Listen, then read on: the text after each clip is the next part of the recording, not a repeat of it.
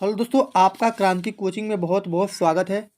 आज जो है हम 2015 में जो फर्स्ट मीटिंग और सेकंड मीटिंग में जो प्रश्न पूछे गए थे, इस वीडियो में हम इसको देखेंगे। ठीक है। यहाँ पर जो है 2015 में जो फर्स्ट मीटिंग में 10 प्रश्न पूछे गए थे और सेकंड मीटिंग भी क्या पूछे गए थे, 10 प्रश्न ऑब्जेक्टिव पूछे गए थे। इन 10 ऑब्जेक्टिव प्रश्नों को इस वीडियो में हम कवर करेंगे। दोनों मीटिंग के वीडियो को हम इसमें देख लेंगे। ठीक है। पहला प्रश्न दिया गया है, यदि अल्फा तथा बीटा द्विघात समीकरण के मूल x square plus x minus two बराबर जीरो हो तो one upon alpha plus one upon beta का मान होगा। देखिए, आप जानते हो कि one upon alpha plus one upon beta को हम क्या लिख सकते हैं, अल्फा प्लस बीटा अपान में अल्फा इंटू बीटा। यह जो है हम इसको लिख सकते हैं। ठीक है।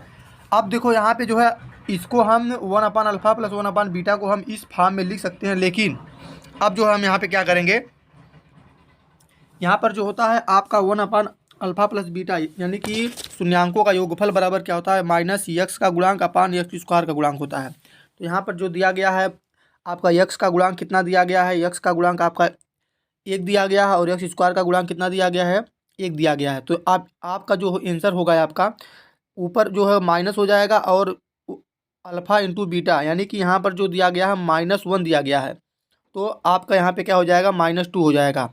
माइनस माइनस से कैंसिल होगा तो आपका आंसर क्या आ जाएगा, वन अपान टू आ जाएगा। इसका राइट आंसर क्या आ जाएगा, इसका राइट आंसर हो जाएगा आपका ए वाला। ठीक है।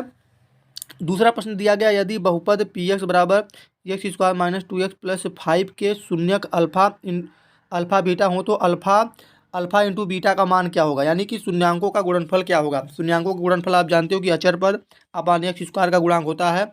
तो सिंपल से यहाँ पे फाइव अपान वन कर दोगे, यानी कि आपका ये वाला सही हो जाएगा। ठीक है। दूसरा प्रश्न भी सिंपल है, दो परिमेय संख्याओं के बीच कितने परिमेय संख्याएं होती हैं। बहुत ही अच्छा प्रश्न है, बार बार पूछा जाता है एग्जाम में, बहुत ही इंपॉर्टेंट प्रश्न है। ठीक है। एग्जाम में उठा करके देख लेना, ऐसे प्रश्न जो है बहुत ज़्यादा पूछे जाते हैं। तो परिमेय संख्याओं के बीच जो है अनंत परिमेय संख्याएं होती हैं। ठीक है।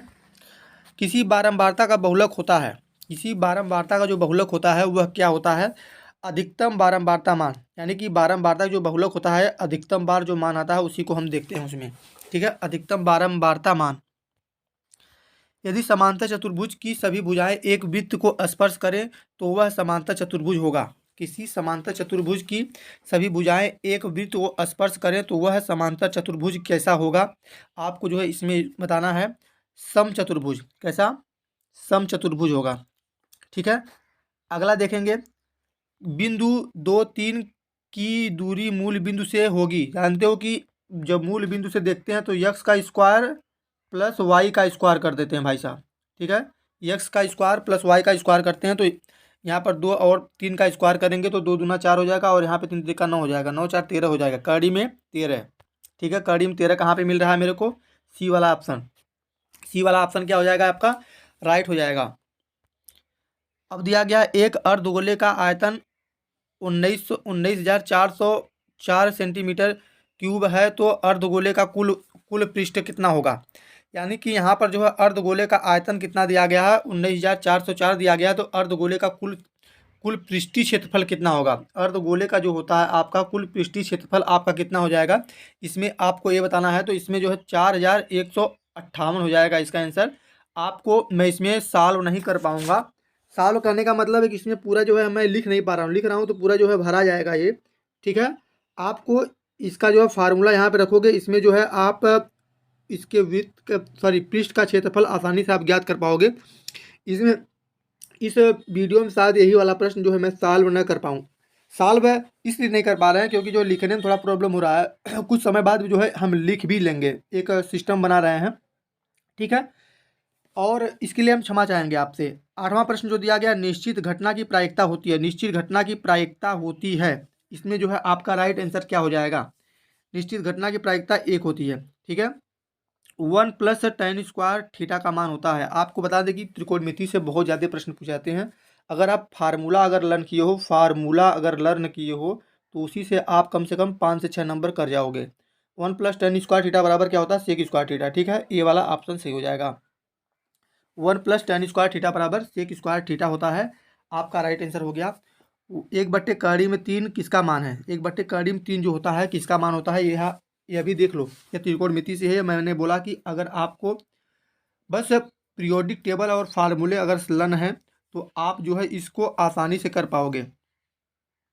छत्रिक 18 यानी कि tan 30 अंश का मान 1/3 होता है। 1/3 जो होता है tan 30 अंश का मान होता है। तो tan π/2 पाई का मान कितना होता है 180 अंश होता है। 180 अंश में 6 से भाग दोगे, छत्रिक 18 30 मिलेगा मेरे को। tan 30 अंश का मान कितना हो जाएगा 1/3 हो गया। ठीक है, यह थे आपके फर्स्ट मीटिंग के। अब देखेंगे हम जो है यहाँ पे सेकेंड मीटिंग के प्रश्न। ठीक है, सेकेंड मीटिंग में जो प्रश्न पूछे गए थे उनको भी हम इस वीडियो में देखेंगे। पहला प्रश्न जो दिया गया है आपका, द्विघात बहुपद के शून्यकों की संख्या कितनी होती है। बहुत ही सिंपल प्रश्न है। द्विघात बहुपद के शून्यांकों की संख्या कितनी होती है आपकी, 2 होती है। ठीक है, द्विघात बहुपद के शून्यांकों की संख्या कितनी होती है, 2 होती है। यदि दूसरा प्रश्न दिया गया है, यदि द्विघात, और ये भी जान लो इसमें, इस वाले प्रश्न में मैं ये जान लो कि शून्यांक जो होते हैं शून्यांकों का योगफल होता है और शून्यांकों का गुणनफल होता है, 2 होते हैं। अब जो दूसरा प्रश्न दिया गया है आपको, यदि द्विघात समीकरण px बराबर 2x square plus 3x minus 4 बराबर 0 के शून्यक अल्फा तथा बीटा हो तो अल्फा प्लस बीटा क्या होगा। यानी शून्यांकों का योगफल बराबर क्या होता है, माइनस x का गुणांक अपान x स्क्वायर का गुणांक। तो -3/2 हो जाएगा। इसमें राइट आंसर क्या हो जाएगा, ए वाला नहीं होगा, आपका डी वाला सही हो जाएगा। ठीक है, डी वाला सही होगा। क्यों होगा, -3/2 हो जाएगा। अब देखिए यहाँ पे दिया गया सबसे बहुत अच्छा प्रश्न दिया गया है। इसको सॉल्व न करना है, बस इसमें समझना है आपको कि एक वृत्ताकार पथ पर 3 धावक एक ही स्थान से दौड़ना शुरू करते हैं तो एक चक्कर लगाने में क्रमशः 1 घंटा, 3 घंटा, 5 घंटा लगते हैं। तो तीनों को प्रस्थान बिंदु पर फिर मिलने में कितना समय लगेगा। 1 का, 3 का और 5 का एलसीएम ले लो तो 15 आएगा। 15 आएगा तो 15 घंटे लग जाएंगे। ठीक है, कुछ कहने वाली बात नहीं, सिंपल सा सवाल है। माध्यक का 3 गुना और मध्य के दूना का अंतर कहलाता है।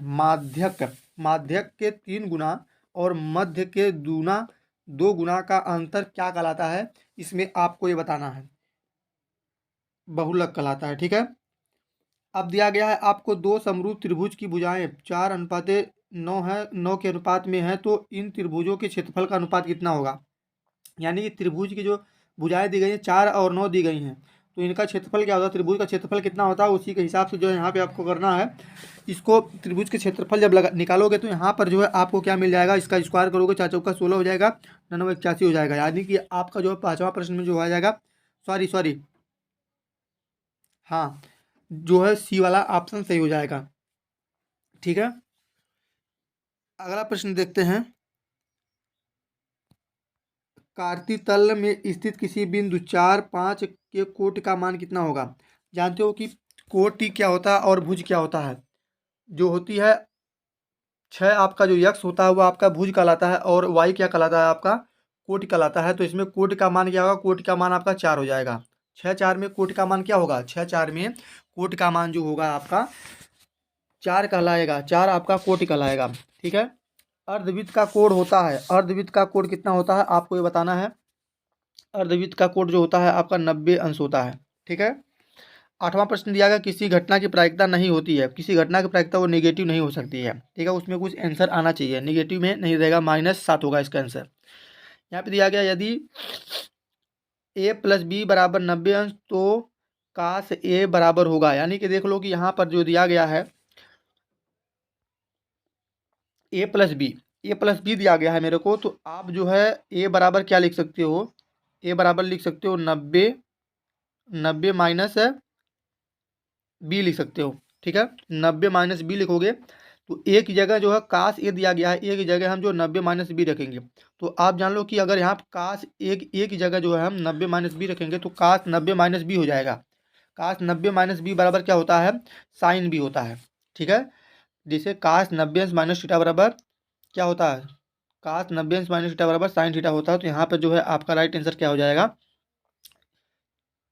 साइन बी हो जाएगा। ठीक है, साइन बी हो जाएगा। काश 90 अंश माइनस बी बराबर हो जाएगा साइन बी।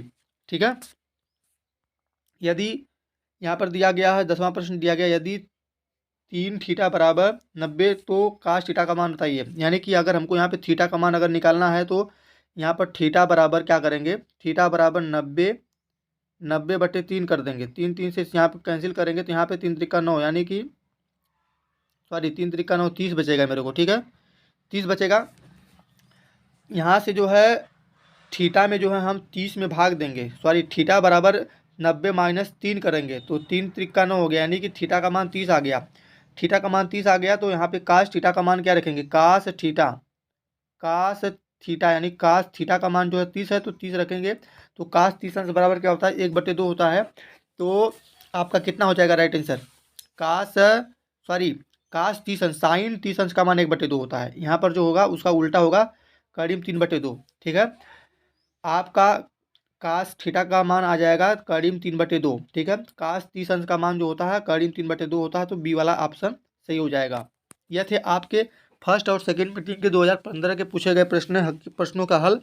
और आपको प्लेलिस्ट में अगर आप जाएंगे तो वहाँ पर जो है आपको 10 वर्ष के महत्वपूर्ण ऑब्जेक्टिव प्रश्न है, ठीक है, महत्वपूर्ण जो पीछे वाले सवाल हैं 10 साल के पूछे गए थे उनको जो है इस वीडियो में कवर किया गया। 2011 से लेकर 2014 तक का साल कर दिया गया। यह है 2015 का वीडियो है, ठीक है, फर्स्ट और सेकेंड मीटिंग का। यह भी वीडियो को आप देख लेना चाहिए, आपको एक अंदाज़ा लग जाएगा कि कैसे प्रश्न जो है एग्ज़ाम में पूछे जाते हैं, ठीक है। एग्ज़ाम में जो होते हैं कैसे प्रश्न पूछ लिए जाते हैं, इससे आपको ये अंदाज़ा लग जाएगा कि कैसे प्रश्न पूछे जाते हैं एग्ज़ाम में, ठीक है। तो वीडियो पसंद है तो चैनल को सब्सक्राइब जरूर कर लें, और डेली क्लास लाइव चलने वाली है, ठीक है, चैनल को सब्सक्राइब जरूर कर लें। धन्यवाद।